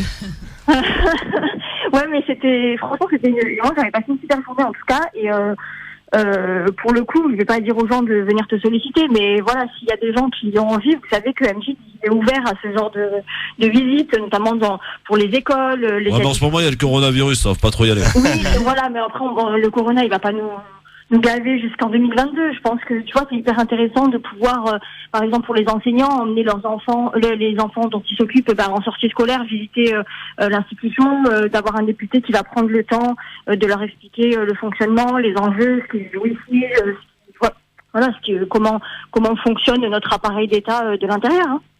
Une petite question peut-être pour monsieur le député, Faiza, une question à la Faiza Ben Mohamed. Moi, je voulais savoir, parce que je ne savais pas qu'il écrivait un livre, et quand il a sorti ce livre, je me suis juste posé la question de quel a été le déclic. Pour écrire le livre, ouais. C'était la volonté de... Enfin, moi j'adore écrire depuis que je suis gamin, j'écris, je fais des poèmes, depuis que je suis gamin, je faisais même du rap quand j'étais petit, pour tout vous dire. C'est vrai, je confirme. Je confirme. Et Dunia peut en témoigner. Et j'écrivais beaucoup pour les autres, pour moi. Et puis, à chaque fois que je vois une situation compliquée, j'essaie de l'écrire pour la comprendre. Et donc, j'ai vu qu'il y avait un problème et que effectivement nos institutions, le Parlement, la manière dont il évolue dans ce monde, dans ce système politique, fait que en fait, on était, je ressentais cette impuissance et je me suis dit maintenant, je vais l'écrire et j'ai essayé de décrire cette haine et donc dès les premières semaines en fait de mon mandat, j'ai commencé à écrire sur les injonctions contradictoires, les appels auxquels vous ne pouvez pas répondre parce que vous êtes en commission, mais la personne, parce que vous lui avez pas répondu, après elle vous pourrit sur internet en disant que je suis un salaud, etc. machin. Donc j'essaie d'emblée de dire ces injonctions contradictoires, cette haine que je voyais s'exprimer devant moi. Est-ce que c'est pas un député fatigué qu'on a en face de nous aujourd'hui après 2 ans et demi et que vous l'avez rappelé, la crise des gilets jaunes, la réforme des retraites, les 50 jours de grève qui a paralysé une bonne partie du pays. On sent que franchement c'est un peu le mandat de la loose pour Macron. Alors, si on y rajoute aujourd'hui le Covid-19, c'est autant de crises qu'il lui faut gérer et on sent un rejet aussi d'une partie de la population. Vous pouvez pas le nier ça. Absolument, la fatigue. Tout le monde l'a ressenti dès les premiers mois. Et il y avait même... Est-ce qu'il avait les codes? Est-ce qu'il avait les codes pour gérer ce pays, en fait, finalement? Peut-être les idées, mais les codes. Je pense qu'il faut faire la distinction entre Emmanuel Macron en tant que président à la tête de l'exécutif et nous. Ouais. Parlementaires, on est sollicités, sursollicités et parfois on en oublie nos vies de famille. Moi, je le dis tout le temps, et d'ailleurs dans les premières pages de mon livre c'est écrit, sans ma femme et sans le soutien qu'elle m'accorde, je pourrais jamais faire ce mandat. C'est impossible. Et elle porte autant que moi, si ce n'est plus que moi, ce mandat. Parce que moi, je suis absent. Cet après-midi, j'ai pu amener mon fils chez le médecin rapidement pour venir ici. Mais ce que je veux dire, c'est que il y a une réalité qui fait que c'est un vrai sacrifice qu'on fait de sa vie personnelle pendant 5 ans. On dit, on demande à son entourage, à ses parents, à sa femme, à ses enfants, à sa famille, pardonnez-moi, je vais être absent, mais papa va revenir. juste essayer de comprendre que si papa il fait ça, ben c'est pour donner de soi aux autres. Mais la vérité, c'est que les gens en face, le peuple, lui, il le voit pas comme ça. Et c'est ce que j'essaie de décrire dans ce livre. C'est que lui, il voit quoi ? Il voit des types qui sont jamais là, qui gagnent un fric de dingue, comme dirait l'autre, hein, un fric de dingue, qui s'en met plein les poches, qui a peut-être des chauffeurs, je suis venu avec mon scooter, qui a peut-être des gens en gants blancs qui le servent tout le temps et qui mangent du homard, comme on l'a vu il y a pas longtemps. Moi, j'ai jamais mangé de homard à l'Assemblée nationale, et ce que j'ai mangé de plus, c'est le plus haut niveau en crustacés, c'est du poisson, etc. J'ai jamais la réalité que nous on vit en tant que parlementaire, c'est pas du tout celle que les gens voient. Et c'est ce que j'essaye de décrire dans ce livre. Dans le livre. Après, je pense qu'aussi les Français se font leur propre idée par rapport à ce qu'on entend dans l'actualité. Notamment, tout à l'heure, tu parlais de Levoix, c'est ça ? Voilà, il y a des scandales aussi qui fusent un peu dans tous les sens. C'est un peu le principe de l'arbre qui cache la forêt. En fait, il suffit de quelques parlementaires pour entacher votre réputation. De ce que tu vois, toi, dans les coulisses, ou ce que tu traverses, ou ce que tu vis au quotidien, c'est pas nécessairement le cas, je pense, pour tous les députés, puisqu'il y a quand même des privilèges. Il y a 577 députés. 577. Moi, je trouve qu'il y en a trop. Je le dis dans mon livre. Il faudrait qu'on divise par 2 le nombre de députés. Ouais, il y en a trop. Ça, c'était une promesse de Macron aussi. Mais non, il avait dit moins 30%. Oui. Mais on va le faire. Hein. Je crois que c'est encore dans le pipe. Hein. Mais au-delà de ça, au-delà du nombre, je pense vraiment sincèrement, quand on devient parlementaire, on a on a un devoir, on a une volonté de faire bien. Je ne suis heureux que quand la personne à qui je rends service a obtenu ce qu'elle voulait, et quand elle est heureuse. C'est là, quand j'ai un refus, quand je demande un logement pour quelqu'un, quand j'interviens et que j'ai un refus, je le prends quasiment intimement, personnellement, parce que je suis malheureux.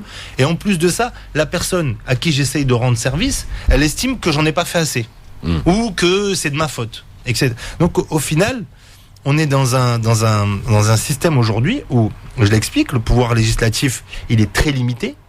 Le pouvoir exécutif, c'est le pouvoir qui peut tout. C'est le président de la République, le gouvernement, l'administration, etc. Et nous, on est confrontés à ça. Et on a des chars d'assaut, on a une grande armée en face de nous. Et nous, on est là avec nos petits bras et rien pour essayer de combattre ça. C'est pas David contre Goliath, c'est pire. Et donc, on a aujourd'hui l'obligation, ça c'est ma thèse, c'est que si on ne réforme pas nos institutions, si on ne fait pas en sorte que les députés soient encore plus connectés avec la population, qu'ils soient issus de cette population, mais vraiment, là pour la première fois, c'est la première fois que le Parlement ressemble un peu plus au peuple qu'avant. Avant, c'était des cinquantenaires, hommes, blancs, avec les cheveux blancs, et là, vous parlez du Sénat surtout, et qui se ressemblaient tous. C'est la maison de retraite de la République, le Sénat, on le rappelle. Et qui se ressemblaient tous, d'accord ? Vous voyez ce que je veux dire, avec 20% de femmes, etc. Aujourd'hui, il y a beaucoup plus de femmes, il y a beaucoup plus de diversité. On sent qu'il y a des jeunes, etc. Même si moi, je reproche encore à l'Assemblée nationale d'être encore trop monolithique, trop monocolore, et pas encore suffisamment représentatif de ce qu'est le peuple français. Mais quand je dis représentatif du peuple, faut qu'on soit comme le peuple. Ouais. C'est-à-dire que moi, quand je suis fatigué, je dors. Et donc, à partir de 21h, j'aime bien rentrer chez moi, me reposer. Nous, aujourd'hui, dans ce fonctionnement, 21h, si tu demandes à rentrer chez toi te reposer, on va te dire, t'as l'amendement sur le glyphosate qui va passer à 4h du matin, tu vas le rater, donc tu vas pas dormir. Alors qu'est-ce que tu fais ? Tu prends du café, t'essaies de tenir jusqu'à 5h du matin, t'arrives à 5h du matin, l'amendement il passe, malgré toi, parce que le système actuel fait que c'est comme ça. On a une majorité écrasante qui écoute pas l'opposition, et donc c'est tout ça que j'essaie de décrire, et qui fait que on est dans un système qui est bloqué. Et nous-mêmes, on ressent cette impuissance, et les gens nous la reprochent en fait. Alors, les gens voudraient qu'on ait plus de pouvoir pour les représenter, encore plus, encore mieux, et plus fortement face à un exécutif qui des fois est un peu autiste. Faiza, convaincu, contente, ravie de la réponse ou Oui, parce que sur la question, il soulève une problématique qui a longtemps été soulevée, la question de l'image que reflète l'Assemblée nationale et qui a été pendant des décennies et qui est toujours un petit peu bien différente de ce qu'est le peuple français à l'extérieur. Et moi, je suis plutôt optimiste là-dessus parce que je pense qu'il y a vraiment un éveil des consciences à ce niveau-là. Bon, ça n'a pas été non plus la folie en 2017, mais on voit bien qu'il y a plus de jeunes, plus de femmes, plus de personnes issues notamment de l'immigration qui ont pu accéder à ces postes d'élus, qui ont pu avoir des investitures. Je sais que la République En Marche, même si c'est pas mon parti de cœur, a pris à bras le corps la question et a investi un certain nombre de candidats très jeunes qui étaient des novices en politique. Je pense que c'est une très bonne chose. Après, il faut pas se leurrer, c'est un métier qui est hyper difficile. Hein. Il faut pas. Il a raison, MJ, quand il dit on n'est pas des privilégiés, on aimerait bien rentrer à 21h. Je sais que c'est pas du tout le cas et on doit tous le comprendre. Mais les gens, ils ont tendance à avoir une espèce de caricature de l'homme politique qui fait que il appuie sur un bouton, il a des billets qui sortent. Autant qu'il veut pour ses dépenses personnelles, qu'il en fait ce qu'il veut, qu'il a un pognon de dingue comme il a dit tout à l'heure, et du coup les gens comprennent pas que à des moments tu puisses avoir un politique qui répond pas, qui est pas là, qui est fatigué ou qui même malheur a des vacances. Ouais. NG, le 49.3. Le 49.3 qui est passé là il y a peu de jours. Il y a d'ailleurs un député, je crois, je sais plus laquelle circonscription, qui a quitté la République En Marche. Le 49.3, vous avez réussi à l'avaler ou ça va? Il y en a plusieurs. Non, le 49.3, c'est exactement ce que... C'est quand même un échec, non? Mais c'est exactement ça. Vous savez, il y a trois pouvoirs. Pouvoir judiciaire, pouvoir exécutif, donc le gouvernement, et pouvoir législatif. Nous, on est le pouvoir législatif. Quand on vous dit, écoutez, on va vous enlever le seul peu de pouvoir que vous avez, c'est-à-dire celui de faire la loi en tant que député, mais c'est pas un crève-cœur. C'est comme si on vous je vais utiliser un terme après le 8 mars qui est pas terrible, mais c'est comme si on vous émasculait. On vous dit voilà, vous avez plus la possibilité de vous votre raison d'être n'est plus présente. C'est-à-dire ce qui vous identifie par rapport à une femme, on vous l'enlève. C'est-à-dire que en tant que parlementaire, dire on va pas avoir de débat, c'est comme ça, point. On a quand même pris des amendements. Moi, j'ai fait voter des amendements, etc. Donc, mais à la fin de la fin, on va pas aller au bout de la discussion et on va vous imposer le texte vu par l'exécutif, point. Moi, je trouve que ça, c'est terrible. Et ça vient encore plus donner de l'eau à mon moulin, en réalité. Donc, moi, il y a un déchirement au sein de la majorité. Voilà, et puis surtout, ne demandez pas aux collègues, à moi, moi je suis membre de la majorité, même si je suis pas LREM, mais ne demandez pas aux collègues de LREM ce qu'ils en pensent. En off, ils vont vous dire pique-pendre de ça. Maintenant, c'est intéressant de le souligner parce que c'est pas ce qu'on dirait. Hein. Non, mais vous imaginez pas. Là, ça a créé un plus qu'un émoi. Il y a eu 3 défections. Vous n'êtes pas de la République En Marche?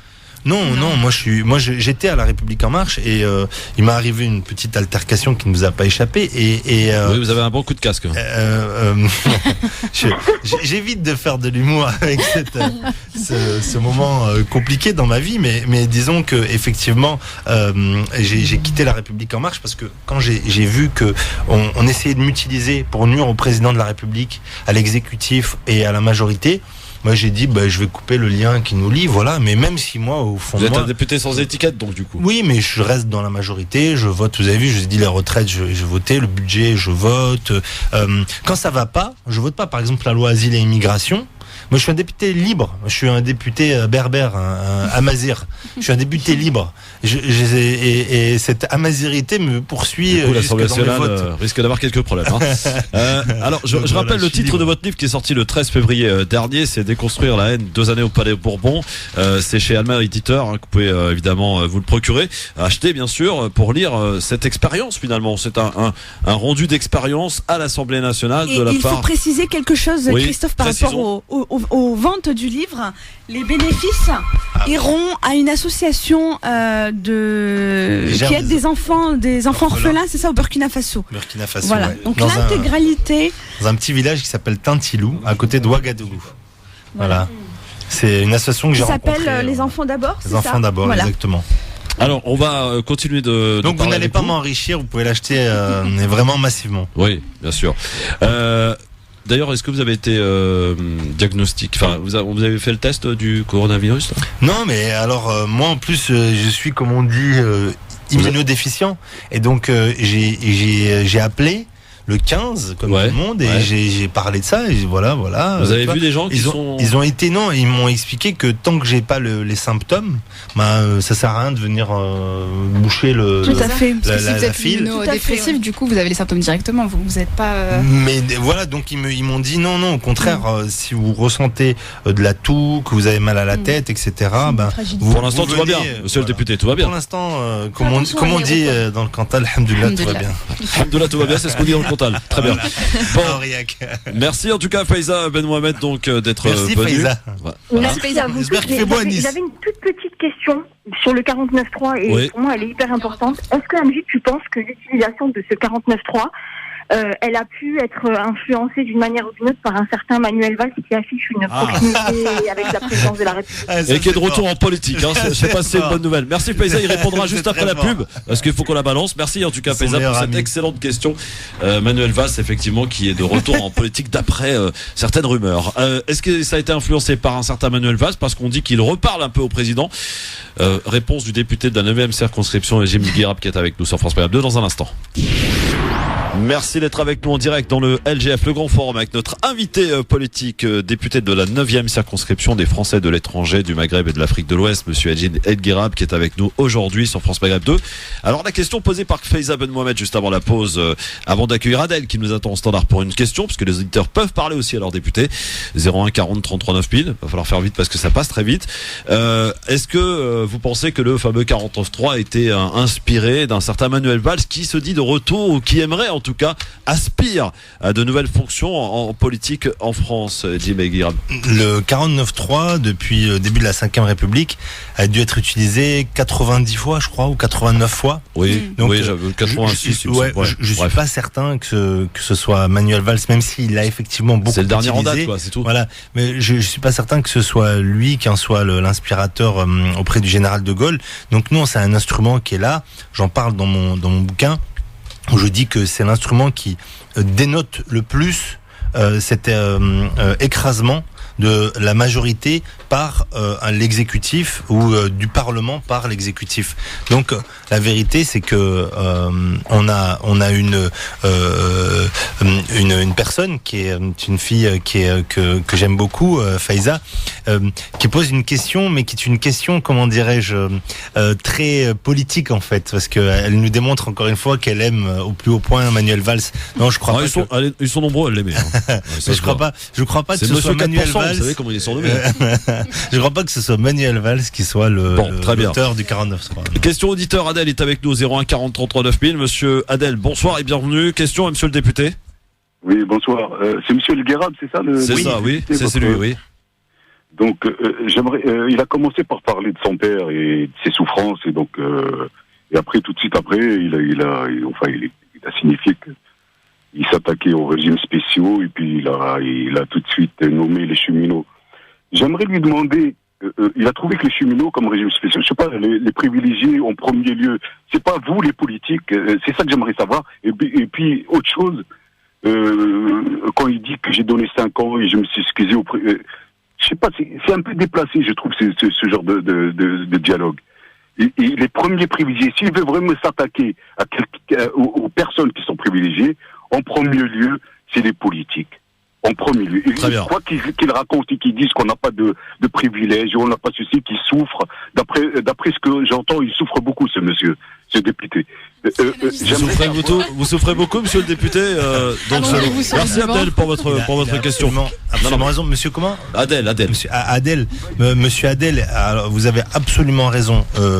Il faut surtout, quand on est un élu, qu'on travaille au chaud, qu'on peut rentrer chez soi, qu'on gagne un très très très bon salaire, qu'on gagne 4 à 5 fois le SMIC, il faut que on ait conscience de cette chance qu'on a. Et ça, j'en ai conscience. Tous les jours, je me suis engagé en le sachant, etc. Sauf que effectivement, quand je parle des régimes spéciaux, moi je veux absolument enlever aucun droit à personne. Moi, je suis pas là pour dire un tel gagne plus qu'un tel ou un tel gagne moins qu'un tel, etc. Je veux pas ça. Moi, ce que je veux simplement, c'est que sur la base de ce qu'avait dit Emmanuel Macron, que 1 euro cotisé par un régime spécial ou par une femme, parce que moi, ce qui me fait supporter cette réforme, c'est le fait qu'aujourd'hui, une femme, elle part en moyenne à 67 ans, avec 40% de retraite, de pension en moins. Est-ce que vous trouvez ça normal? Je parle pas que des régimes spéciaux et tout, c'est la volonté d'uniformiser, d'égaliser un peu les choses. Peut-être que, encore une fois, la méthode n'était pas bonne, peut-être que on a perdu 2 ans, peut-être que on n'a pas suffisamment écouté les syndicats, peut-être que, mais dans l'idée, dans le principe, voilà, moi je soutenais cette idée, ce principe. Maintenant, je ne veux absolument pas m'apitoyer sur le sort des députés. Je ne dis pas qu'ils vivent dans le malheur et que voilà. Moi, je vous rappelle mon papa, c'est-à-dire que je pense que dans le degré de difficulté de la vie professionnelle, je pense que ceux qui souffrent le plus, on peut en débattre. Ça peut être des maçons, ça peut être des bûcherons, ça peut être des gens qui sont à la chaîne et qui galèrent à... Donc, moi, je pense aussi à cela. Et mais vous dites de dénoncer les vrais privilégiés, selon Adèle. Après, sur les politiques, vous avez absolument raison. La première des choses qu'on a faites quand on est arrivé au pouvoir en 2017, première des choses qu'on a faites, c'est que déjà on a enlevé la réserve parlementaire. C'était un truc que vous avez peut-être oublié. C'était un truc qui faisait qu'on avait une sorte de caisse, 150 000 euros par an, et qu'on distribuait l'argent aux gens comme ça, aux associations qui venaient frapper à votre porte. Ça, on l'a supprimé. Deuxième chose, on a pris le régime des retraites, on l'a aligné sur celui du régime général. Boum, d'emblée.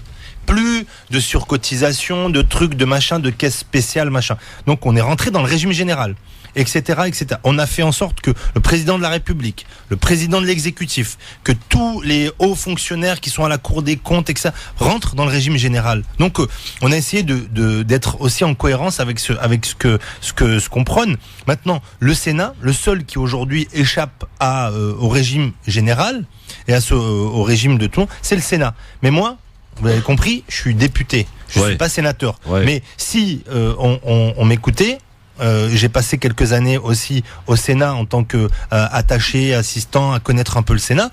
Je peux vous assurer qu'il faudrait réformer le Sénat. Ça, il n'y a aucun souci. Oui, bon, merci Adèle en tout cas pour votre question. J'aimerais qu'on revienne aussi sur un épisode, on en a brièvement parlé tout à l'heure. C'est cette altercation qui vous a valu quand même un passage un peu compliqué avec le Boris Port. Vous en parlez d'ailleurs dans votre livre, de Déconstruire la haine, 2 ans au pouvoir, 2 ans au Palais Bourbon. Vous avez des regrets par rapport à cela? Plus que des regrets, je vis depuis 2 ans et demi ça dans ma chair, intimement, j'en ai honte. Je le dis de manière vraiment sincère. J'en ai honte, très honte. Pourquoi? Je me suis posé, ça fait 2 ans que je me pose des questions, j'ai été consulté, je suis reparti dans mes racines profondes que sont le Cantal, etc., pour essayer de comprendre. Je suis pas quelqu'un comme ça. Moi, j'ai jamais eu d'altercation avec personne dans ma vie. Je me suis jamais battu. Je suis pas un bagarreur. Je suis pas violent. Je suis plutôt un bon père de famille. Je suis plutôt aimable, sympathique. Enfin, les gens qui me connaissent peuvent le dire. Ça vous colle à la peau encore aujourd'hui? Mais c'est vrai que les médias et ce qu'ils en ont dit, ça m'a beaucoup touché, heurté. C'est pas du tout cette personne que je suis. J'ai pas été élu pour ça. Et je le sais, j'en ai conscience. Donc maintenant, j'ai envie de dire que la justice, elle se rend pas sur les plateaux de radio, les plateaux de télé. Moi, je suis pas là pour faire pleurer sur mon sort ou quoi. Je n'utilise pas ça pour écrire un livre, faire du buzz. Je réponds jamais. Maintenant, je ne réponds plus jamais à personne sur les réseaux sociaux, même quand les gens sont agressifs. Quand on m'insulte ou quoi, je saisis la justice. Et donc voilà, maintenant, je veux juste recontextualiser. J'étais chez moi, en bas de chez moi, devant l'école de ma fille. On vient m'agresser. J'essaye de répondre après un an de harcèlement, un an d'insultes, un an de tout est de la part de cet individu-là. Tout est dans le dossier, donc de toi. Après un an, j'avoue, j'ai craqué. Voilà, puis surtout j'ai eu mal, j'ai été agressé, donc j'ai essayé de répondre à ça de manière complètement disproportionnée, complètement. Il y a cette image de parlementaire que vous êtes. Hein. Je le regrette absolument, et j'ai même présenté mes excuses à Boris, qui était un ancien pote, un ancien camarade. Et puis, je pense que c'est intimement lié aussi aux élections présidentielles, parce que le fait que le Parti socialiste soit aussi bas dans les sondages, soit aussi, ça a été une violence extrême. J'en ai parlé même avec les anciens dirigeants du PS. Ils m'ont dit, mais tu n'imagines même pas la violence que les militants et les militantes ont vécu dans l'élection d'Emmanuel Macron. Elle s'est pas faite comme ça, cette élection. Donc, moi, je pense que vous donnez votre version dans le livre.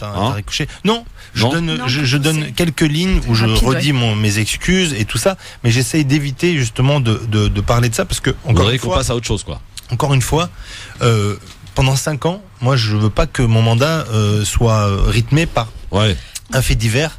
Je travaille, je suis sur le terrain. J'ai déposé plus de 5000 amendements. Après Christophe. J'ai fait plein de propositions. Je suis intervenu auprès de dizaines de milliers de personnes pour les aider au quotidien. Voilà ce que je voudrais qu'on il y a un retienne de mon témoin mandat. il y a un commentaire. Voilà. Donc, je suis collaborateur parlementaire d'un autre député. Je peux vous dire que c'est un vrai bosseur et un député qu'on voit très très souvent à l'Assemblée, très abordable et à l'écoute. Voilà, merci pour ce commentaire. Moi, j'avais juste une petite question. Je me permets, rapidement, et après j'ai une question LGF à finir. Très rapide, parce que tu évoquais le livre par rapport à cette histoire-là. Moi, pour avoir lu le livre, je peux t'assurer que ça fait même pas partie d'une demi-page.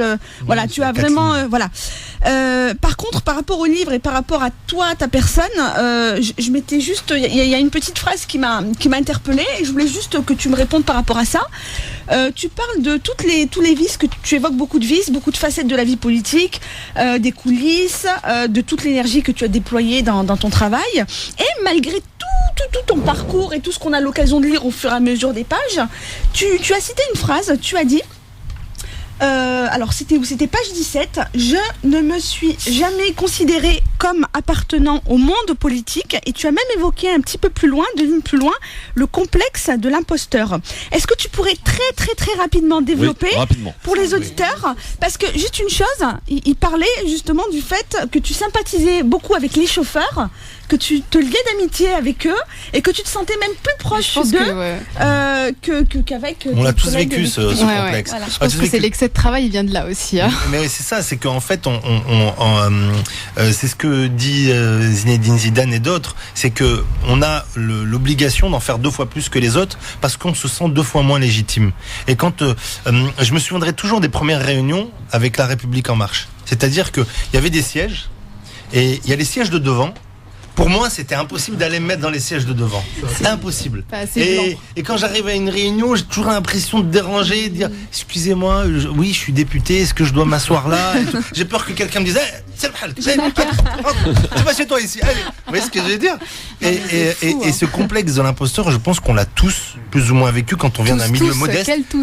Mais je parle pas que des Arabes, des Noirs, etc. Mais quand on vient d'un milieu modeste, du milieu surtout. Milieu modeste, on a tous le sentiment que on n'a pas mérité la place où on est. On a tous un peu le côté de déranger.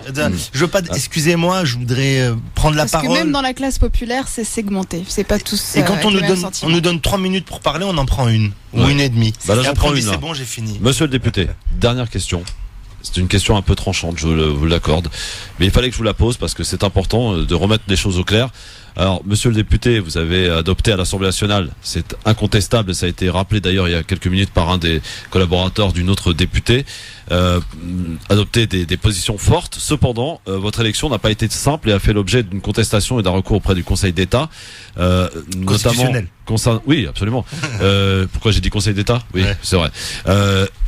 Avec votre adversaire au second tour, une ancienne sénatrice Modem, qui vous a fait quand même 2 reproches. 1, instrumentaliser la question du Sahara auprès des nombreux électeurs franco-marocains qui constituent le réservoir électoral de votre circonscription. 2, d'avoir continué la campagne auprès de ces mêmes électeurs en dépit du silence électoral, avec notamment des portraits qui ont été faits dans les médias marocains le samedi soir, des portraits positifs. Qu'avez-vous à répondre à ces critiques, monsieur le député? L'élection présidentielle a été très violente. très violente. C'est-à-dire pour les anciens partis qui ont disparu, ça a été très dur. Là, jusqu'à aujourd'hui, ils n'arrivent pas à s'en réveiller, à s'en remettre. On le voit, il y a encore un traumatisme. Donc, il y a eu ça. Et moi, j'ai vécu une petite élection du même type qui a été une violence extrême. C'était l'élection de la 9e circonscription. Pourquoi ? Parce que je suis arrivé en fait dans un endroit où il y avait des gens qui estimaient que ça leur revenait de droit.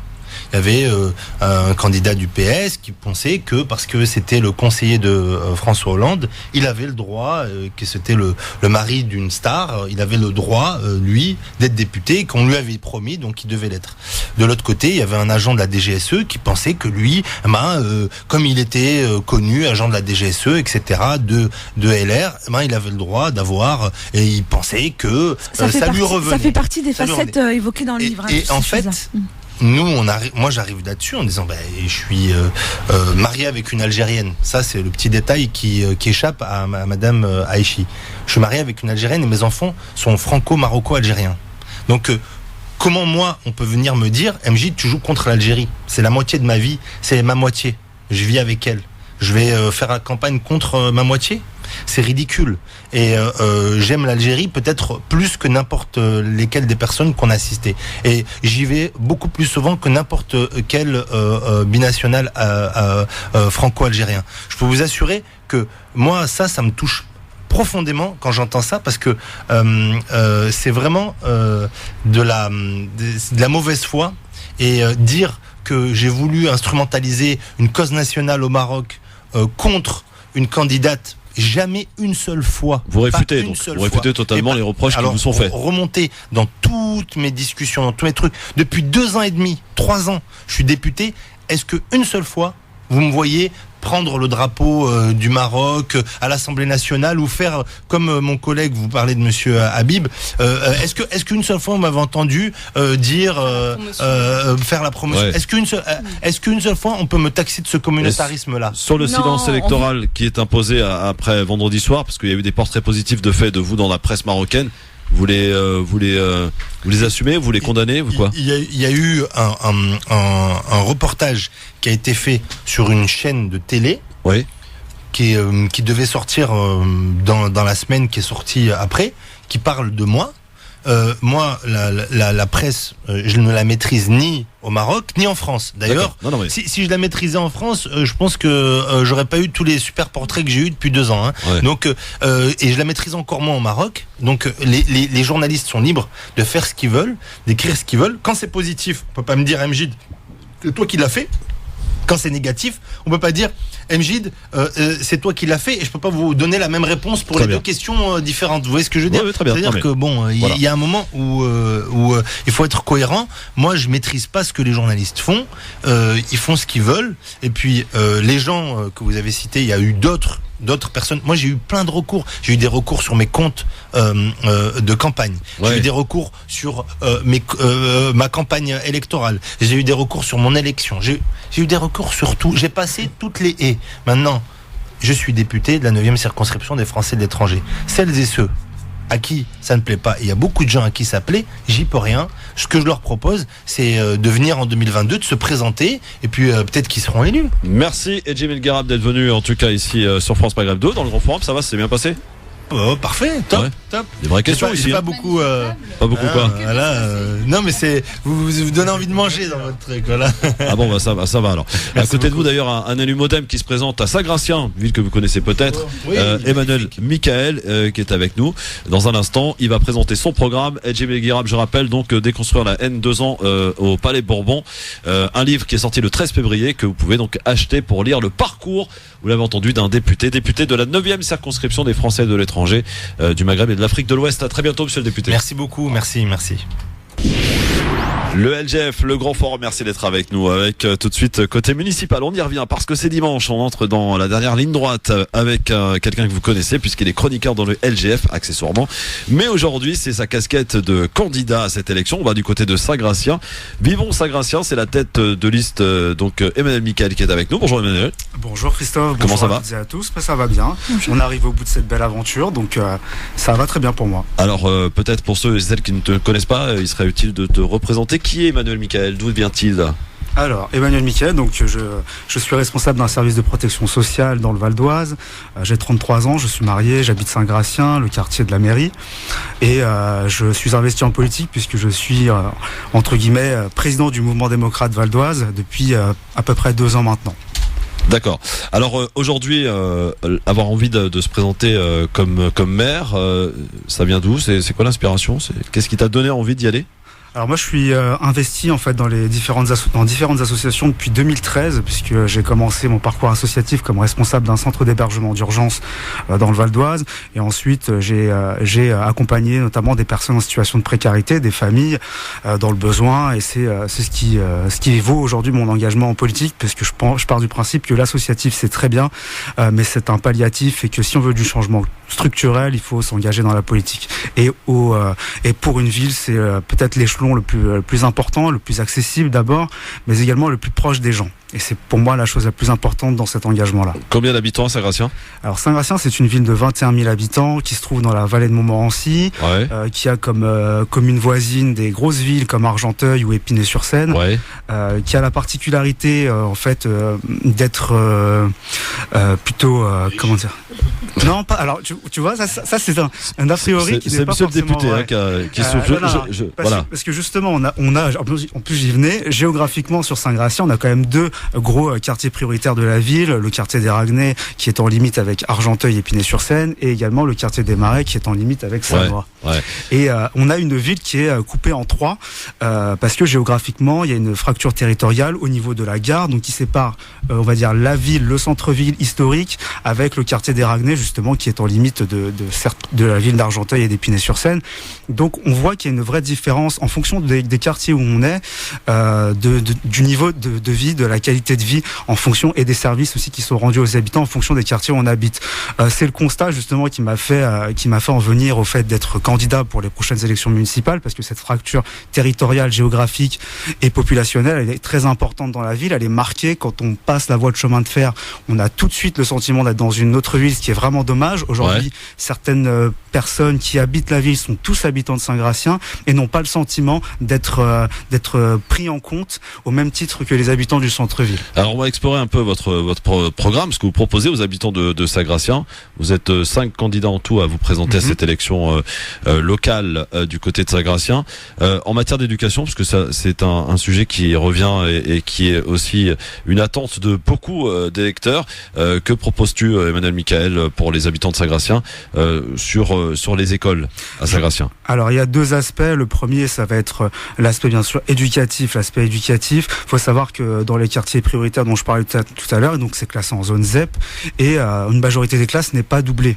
On n'a pas le dédoublement des classes comme c'est préconisé par l'éducation nationale. C'est le cas notamment au Raguenay, où on a plusieurs établissements scolaires qui sont concernés. Donc en termes d'éducation, quand on peut rentrer dans un certain dispositif, qu'on a les locaux pour le faire, aujourd'hui je trouve ça déplorable qu'on ne le fasse pas, justement pour, on va dire, ne pas se mouiller en termes d'organisation des établissements scolaires. Donc ça c'est le premier volet. Donc là où on a vraiment un besoin, c'est dans les zones prioritaires, on peut le faire. On a l'espace pour le faire.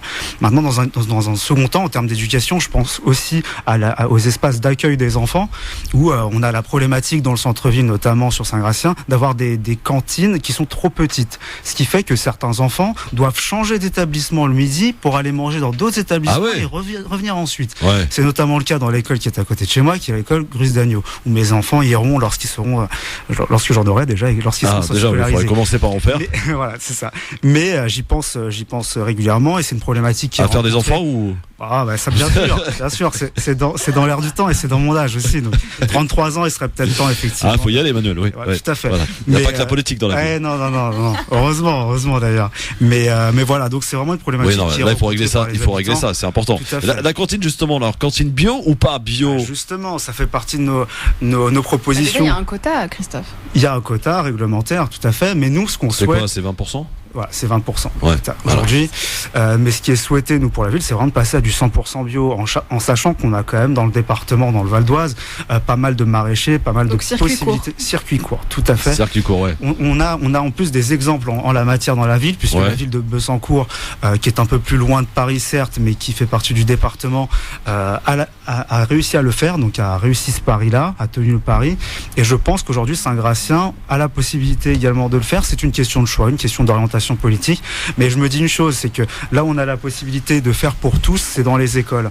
Et si on arrive à le faire, ça sera très important pour nous, pour les parents, pour qu'ils puissent se sentir, même ceux qui n'ont pas forcément d'énormes moyens, de donner des aliments de bonne qualité à leurs enfants. C'est quelque chose sur lequel on s'engage et on souhaite absolument pouvoir. Donc, l'éducation des parents à travers l'éducation des enfants. Tout à fait. Alors il y a un autre sujet aussi qui revient et qui est très très attendu et scruté aussi parmi les programmes des différents candidats, c'est la sécurité. Est-ce qu'à Saint-Gratien nous sommes dotés d'une police municipale et qu'est-ce que vous comptez en faire? Alors, on a bien sûr une police municipale à Saint-Gratien, donc qui est mutualisée au niveau de l'agglomération. Ouais. Et donc, c'est une police municipale qui est certes efficace, mais pour lequel on peut mieux faire. Armée ou pas armée? Pas armée. Et c'est une volonté que tu continueras? C'est la volonté du maire sortant, justement, de vouloir armer la police. Sauf qu'aujourd'hui, pour moi, c'est pas d'actualité. On est sur des problématiques qu'on peut gérer sans être armé, à mon sens. C'est l'État régalien qui doit résoudre ça. Bien sûr, voilà. Tout à fait. En sachant qu'on a un commissariat qui est à 10 minutes à peine en voiture, même pas, ça Ronguin-les-Bains, donc c'est à côté, ils sont plutôt réactifs. On a cette chance-là. Maintenant, mon sens, c'est pas qu'ils soient armés, c'est qu'ils soient formés, en fait. Tout à fait. C'est ça le plus important. Et c'est tout à fait la particularité sur Saint-Gratien. Faut pas oublier que les policiers municipaux, ils sont pas forcément formés, vous le disiez, vous avez tout à fait raison. On a des personnes qui sont aujourd'hui dans la police municipale qui, hier, étaient dans les espaces verts. Donc, armer ces personnes-là, c'est un peu embêtant. Je vais pas dire que c'est de la folie. C'est irresponsable. Si, c'est de la folie. Mais en tout cas, on n'en est pas là aujourd'hui. Et si on passe pas d'abord par de la formation, par de l'accompagnement dans le métier de policier municipal, on n'arrivera pas à armer la police et c'est pas forcément le souhait aujourd'hui. Le deuxième point sur la sécurité, c'est aussi de mettre des médiateurs qui vont permettre de régler les situations d'incivilité, parce que avant l'insécurité, on est plus sur une démarche d'incivilité. On le voit avec le stationnement dans la ville, des petits délits, mais qui n'engagent pas forcément la police nationale. En termes par rapport à la police municipale, nous l'objectif qu'on se fixe, c'est de pouvoir mettre en place une patrouille de nuit. Ouais. Donc au moins qu'il y ait une présence policière, même si c'est pas la police nationale, même s'il n'y a pas de délit qui nécessite forcément la police nationale, mais qu'au moins il y ait une présence sur le terrain qui permette de. Et la vidéosurveillance, c'est Madame Michael? La vidéosurveillance est déjà en cours dans la ville. Pareil, c'est mutualisé avec l'agglo. Ça fonctionne pas super bien. Est-ce que c'est par rapport au dysfonctionnement qu'il y a dans les relations avec. Vous avez remarqué, à chaque fois qu'on en a besoin, ça marche jamais les caméras. Tout à fait. Il y a aussi la vidéo-verbalisation aussi. Ah oui. Alors ça c'est autre chose. Ça se fait pas sur Saint-Gratien. Ça se fait pas sur Saint-Gratien pour le moment. Bien sûr, tout ça a un coût. Ça rentre aussi des sous. Oui, ça rentre aussi des sous. Mais justement, ça va être l'idée, nous, de faire la police municipale aujourd'hui. Elle est quand même concentrée essentiellement sur le centre-ville. Quand on sait que les incivilités sont davantage dans les quartiers périphériques au centre-ville, notamment aux abords des gares ou dans les quartiers prioritaires de la ville, et on n'a pas forcément des brigades mobiles justement qui se déplacent dans ces quartiers-là régulièrement. Les incivilités en termes de stationnement, on pourrait les régler avec de la verbalisation. Ça pourrait très bien se faire. Et aujourd'hui, c'est pas forcément le cas. On se concentre trop sur le centre-ville et pas suffisamment sur les quartiers qui pourraient bénéficier de ces services-là, qui font partie de la ville. Donc encore une fois, il faut qu'ils aient la même qualité de service public. Alors Manuel Michael, en matière de logement, quelle est la situation du côté de Saint-Gratien? Est-ce qu'on est dans les normes au niveau logements sociaux? Est-ce qu'il faut en faire davantage? Est-ce qu'il faut stopper? Quelle est un peu ta politique? Alors, on est au-dessus du taux minimal. On est largement au-dessus. Il me semble on est bien au-dessus. On a 10 points de plus. Mais je pense qu'il faut pas forcément en faire de nouveau. Juste la particularité, je le répète, mais on a 80% des logements sociaux qui sont dans le même quartier de la ville. Ouais. Donc forcément, quand on parle de mixité, quand on parle de mixité sociale, on parle de bien vivre ensemble, c'est difficile quand on concentre toutes les situations de précarité dans les mêmes endroits, besoin de pouvoir après se dire, bah voilà, ça se passe bien et tout le monde vit ensemble en harmonie. Alors, Emmanuel Michael, quelle sera ta première décision si toutefois le 22 mars prochain, aucun deuxième tour, normalement il devrait y en avoir, avec 5 candidats ça devrait se passer, oui. Quelle sera ta première grande décision si tu accèdes au fauteuil de maire après le 22 mars ? La première décision, ça sera de ne pas faire de cumul de mandats. C'est-à-dire que la première chose que je ferai, c'est d'être élu maire et me concentrer uniquement sur la ville de Saint-Gratien et de ne pas chercher à tout prix à avoir d'autres responsabilités. Je pense notamment à l'agglomération, donc la vice-présidence de l'agglomération, je la prendrai pas forcément, ce qui peut être un premier symbole. Ensuite, donner plus de possibilités à l'opposition et faire participer les habitants de la ville dans les différentes structures de démocratie participative. Parce que je pense que c'est aujourd'hui la nature de mon engagement. C'est ton gaucher-gaucho là qui parle? Non, pas du tout, je suis pas du tout gaucho. Je sais, c'est pour ça que ça m'étonne. C'est pour ça, mais tu vois, mais comme quoi tout le monde peut changer, mais c'est aussi ça le point positif quand on est centriste, c'est qu'on peut prendre des bonnes idées à gauche. On se met à la démocratie dans le sens maintenant? Bah tout à fait, le mouvement démocrate est un parti démocrate, comme son nom l'indique. Bah évidemment. Alors, question de Soraya Rachedi. Oui. Déjà, une petite question, c'est votre première campagne? C'est ma première campagne en tant que tête de liste, ouais, tout à fait. J'ai été... Ta question aussi? Non, c'est moi. Donc j'ai été, ne te laisse pas perturber par directeur de campagne sur 2 campagnes précédemment, mais pas sur Saint-Gratien. Mais sinon, c'est ma première campagne. Et une petite question un petit peu plus profonde. Quelles seraient les actions que vous proposez concrètes pour favoriser justement cette mixité sociale que vous évoquiez au début? C'est faire des événements sur tous les quartiers, de pouvoir mixer les événements en termes d'âge, en termes de catégories événements, sociales. Ça veut dire? Alors faire des événements sportifs, culturels, qui vont impliquer l'ensemble des quartiers de la ville. Et pas forcément parce que sur Saint-Gratien, il y a beaucoup de choses qui se font en fonction du quartier dans tel endroit. D'accord. Dounia Tebaoui, une question pour Emmanuel Michael? Alors, une question, quand vous allez à la rencontre des habitants de Saint-Gratien sur les marchés ou... Enfin voilà, dans la ville, quelle est la priorité numéro 1? Quel est le problème numéro 1 qu'on vous soulève? Voilà. Alors il y en a plusieurs et justement la particularité de notre programme, c'est qu'on l'a rédigé, on l'a réalisé par rapport au retour des habitants. Parce qu'on a mis en place depuis octobre en fait un questionnaire en ligne sur lequel... Qu'est-ce qui revient en fait le plus fréquemment? Justement, qu'est-ce que vous entendez partout et dans tous les quartiers populaires et quartiers... Alors les points qui reviennent le plus souvent justement c'est la sécurité, on en a parlé tout à l'heure, c'est l'environnement, on en a un petit peu parlé au travers des circuits courts et du bio, mais c'est un peu écolo, Emmanuel? Un peu écolo, bien sûr. Ouais. Et puis moi, c'est une des propositions qu'on a dans le programme, mais on a la chance dans la région Île-de-France d'avoir des propositions en termes de mobilité douce qui sont faites par Valérie Pécresse. Et justement, ça va dans le bon sens. Et moi, je souhaiterais pouvoir les accompagner dans la mise en place sur Saint-Gratien. Allez, pour terminer, parce que ça passe très très vite, Emmanuel Michael. Demain, à cette même place, d'ailleurs, il y aura ton ami Philippe Bouriaki, à qui tu souhaites bonne chance, évidemment. Sûr, Sabrina Sebaï, qui sera là vendredi. On aura Alima Boumedienne-Thierry aussi du côté de Argenteuil. Voilà, ça fait beaucoup d'écolos, dites donc. C'est ça, c'est bizarre. Présents, c'est bien. Alors justement, en 1 minute, Emmanuel, t'adresser aux habitants, de ceux qui nous écoutent éventuellement du côté de Saint-Gratien ou qui nous regardent sur en vidéo, là, en direct sur le Christophe Le Grand Forum.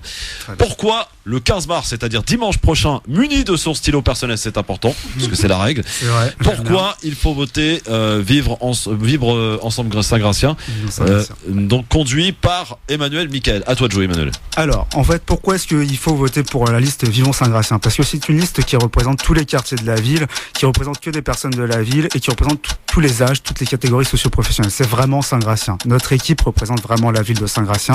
Des personnes qui sont engagées dans la ville depuis très longtemps, qui ne sont pas forcément engagées en politique, qui s'engagent pour la première fois, pour une grande partie, pour la ville de Saint-Gratien. Ce qu'on veut changer à Saint-Gratien, c'est justement de travailler en transversalité et non plus de façon verticale comme c'est le cas depuis 36 ans dans cette ville.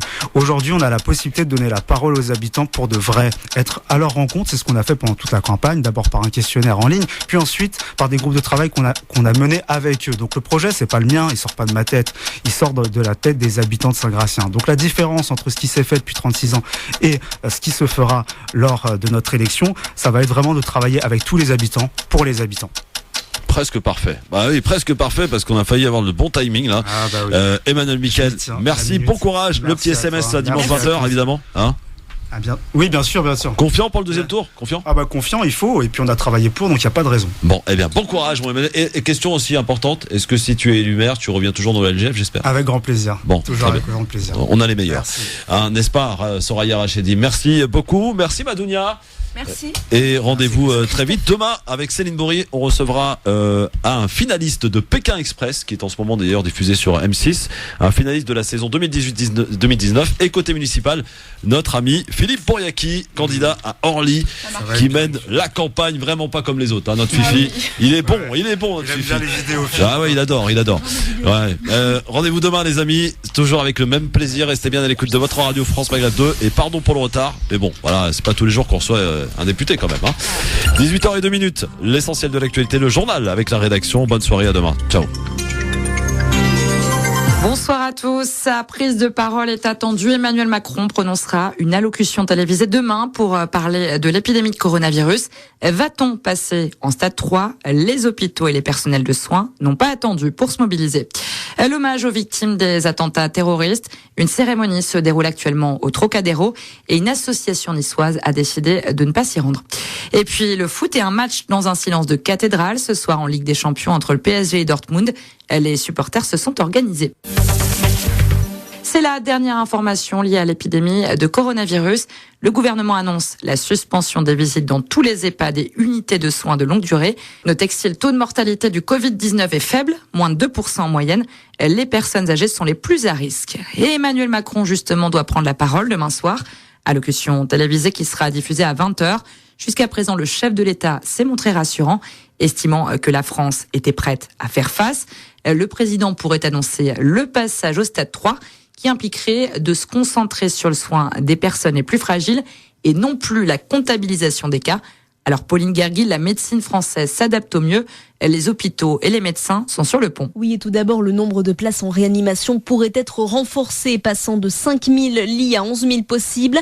Mais pour cela, il faut du personnel hospitalier plus nombreux. La réserve sanitaire a donc été mobilisée. L'ordre des médecins ont appelé tous les médecins et infirmiers retraités ou inactifs à rejoindre la réserve, déjà composée de 3 600 personnes, pour venir en aide aux confrères épuisés et débordés. Autre mesure, la téléconsultation facilitée. Les conditions de réalisation de la télémédecine ont été assouplies pour désengorger les salles d'attente et protéger les patients les plus fragiles. Le coronavirus qui gagne encore du terrain en France avec 33 morts et 1800 cas de contamination ce soir. Pas de déplacement à Paris pour l'association Promenade des Anges. L'association de victimes de l'attentat du 14 juillet 2016 à Nice a annoncé son refus de participer aux cérémonies d'hommage aux victimes du terrorisme qui se déroulent en ce moment même. En cause, la présence de François-Xavier Loche, l'actuel chef de cabinet d'Emmanuel Macron, est placé sous le statut de témoin assisté dans l'instruction de l'attentat de Nice relative au dispositif de sécurité. Il était à l'époque chef de cabinet du préfet des Alpes-Maritimes. Une présence qui dérange Thierry Vimal, l'un des coprésidents de l'association Promenade des Anges. C'est vrai qu'on a été très surpris, très choqués de voir qu'on était attendu par Madame de Vaux, Monsieur François-Xavier Loche, à des réunions préparatoires et tout ça. Moi, j'ai même pas tilté tout de suite pour vous dire. Puis d'un coup, je me suis dit, mais Loche, c'est lui qui était chef de cabinet du préfet au moment de l'attentat du 14 juillet 2016 à Nice. Donc, on était un petit peu complètement déconcertés de voir que il y avait son nom qui sortait dans les invitations aux réunions préparatoires. Donc, pour nous, c'est violent. On se demande si c'est de la provocation, si c'est de la maladresse, si c'est cynique. Et ça, c'est venu évidemment couronner tout un tas d'autres choses.